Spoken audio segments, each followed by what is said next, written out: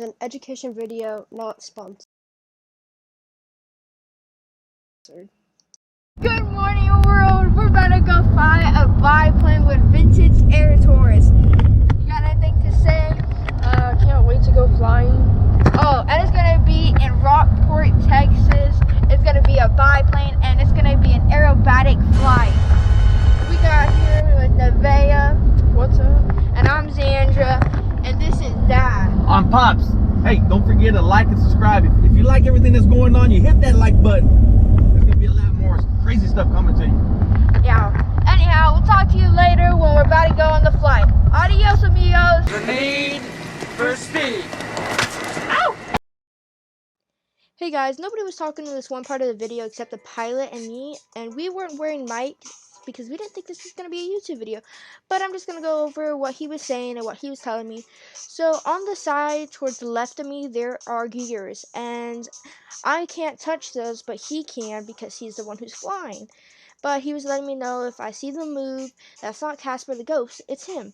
So that's one of the things not to touch. Another thing was there was pedals in the front, not pedals, but I guess more brakes.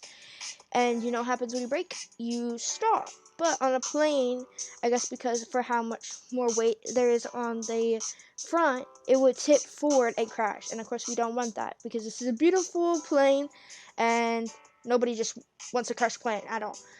And then he was going over all the instruments, like a compass, how high we are. A cool fact about the compass is it was called the whiskey compass because they used to fill it with whiskey because if they put water in it, it would freeze.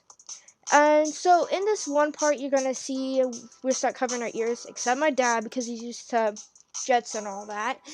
A commercial jet was coming by and it was kind of loud and we kind of couldn't hear each other. And when I say kind of, we couldn't hear each other. So we just waited like a minute or two. It didn't take that long, but don't think that he's trying to not listen to me or anything. It's just because a commercial jet was coming by.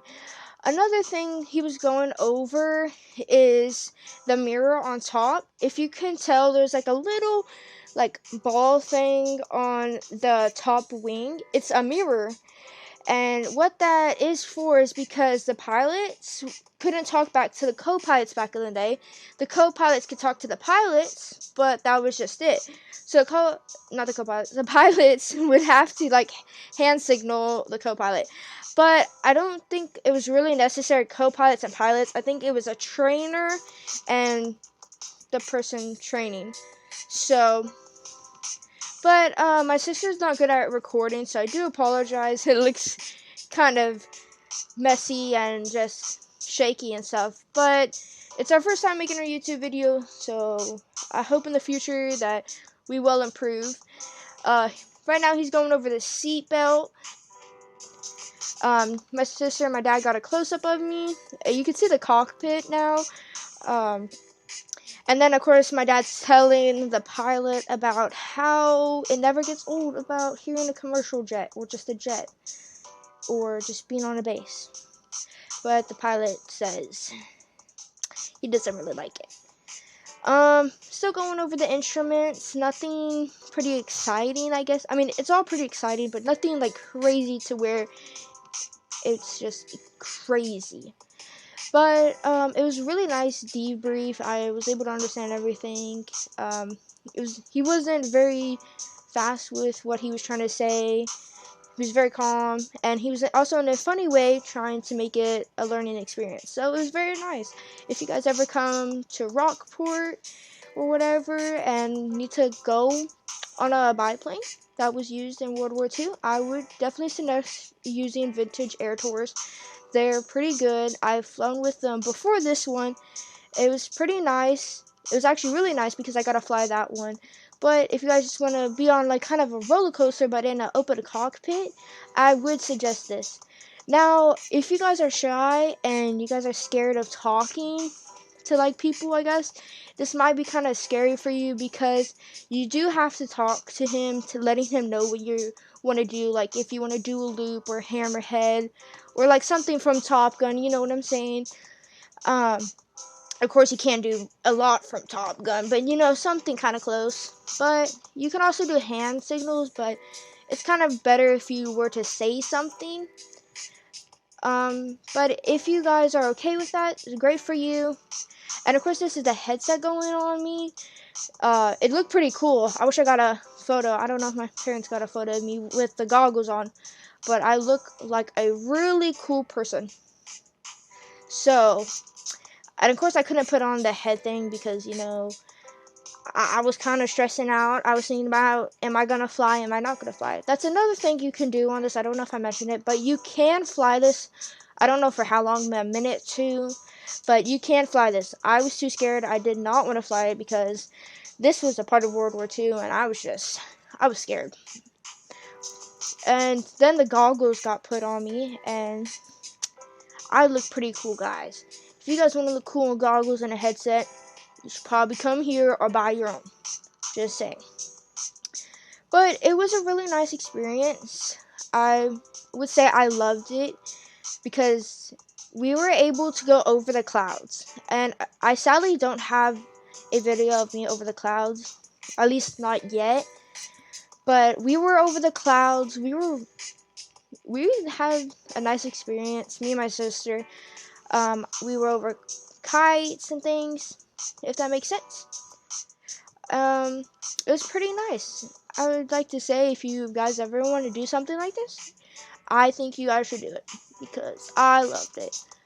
But like I said, if you guys shy, it'd probably be scary for you, but that's about it. And of course, you know, my dad's getting photos of me because, you know, that's everything you need to do.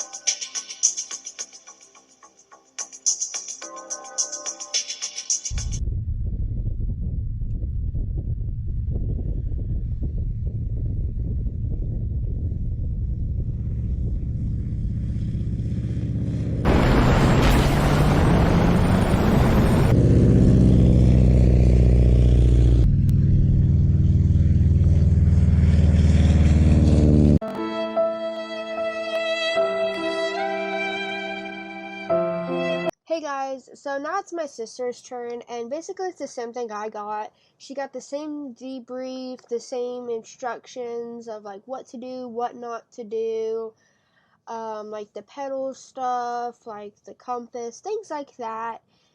Basically same thing. My sister was scared though because of the mic, of how I told her, hey, you're gonna have to cover it so he can hear you a little bit better, because when you're up there, the wind is gonna be like pretty loud. And she's kind of scared about that because like she's kind of shy, and also not understanding hand signals. So in a second you're gonna see that he does some hand signals, and basically I'll go over them when that part comes up.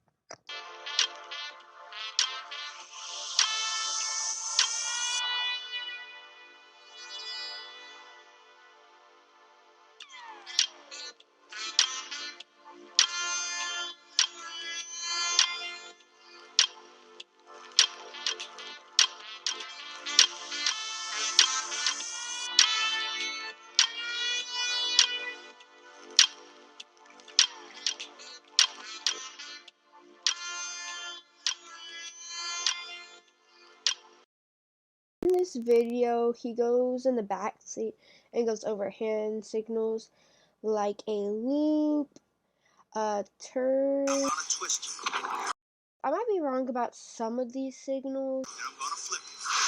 Look at the debrief if you were there. But basically, these were some of the hand signals he was going over. So this is just like a little peek of what you would see. To be honest, I kind of forgot which one was which. The thumbs up and thumbs down is basically asking if you're okay. So, but if you go to this ride, you will get the debrief. So don't think you're just going straight into the ride without any knowledge. Don't worry. He'll tell you everything you need to know and make sure you're comfortable before you go in there.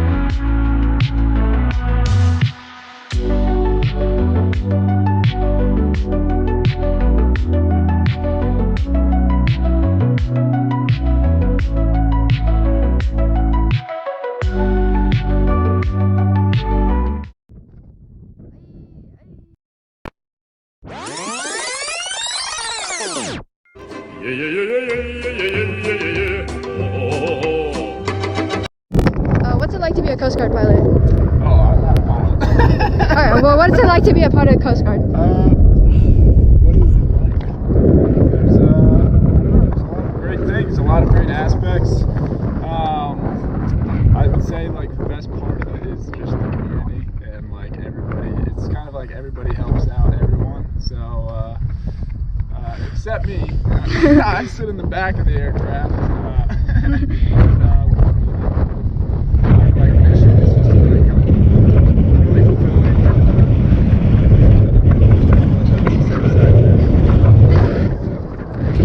Alexander.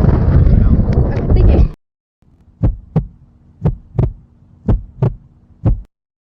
I am a pilot, yeah. Okay. So is she. You can do a twofer Okay. if you want. Oh yeah, we'll knock you out in one. Okay. So what's it like to be a Coast Guard pilot? What's it like? Well, it's a lot of school. So we go get our 4-year degree. I think we both went to the Coast Guard Academy, so we did that. And then it's another 2 to 3 years of flight school and doing that. But after that, it's a long road to get there. But it's a lot of fun. It's a very fulfilling, gratifying job. Like Malcolm said, the mission is really cool. It's more focused on, you know, protecting the homeland and doing search and rescue, a lot of search and rescue. So typically people are very excited to see us when we get there, which is really gratifying as opposed to other services. Usually when they show up, everyone's not as excited that they're there. So it is cool to kind of be the ones that show up and get to help people out. Yeah, you get to meet like a lot of cool people, learn a lot of new things, and I don't know, you see something new all the time. You get to go cool places and help people out. It's hard. Okay, thank you. Yeah, no worries. Thank you. Thank you. Okay, so what's it like to be a part of Coast Guard? It's fun. I would agree. The community is great in the Coast Guard. In my opinion, it's the best branch in the military, and you get to do cool jobs like fly around in a helicopter. Okay. Okay. Thank you.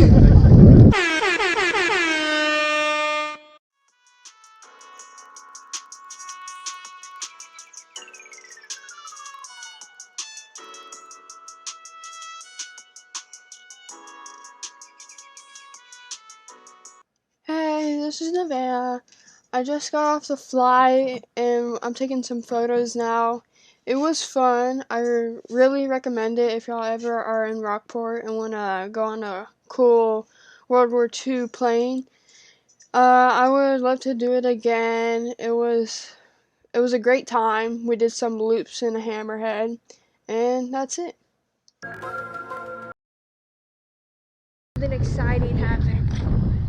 I don't feel good either, bro. But we're gonna be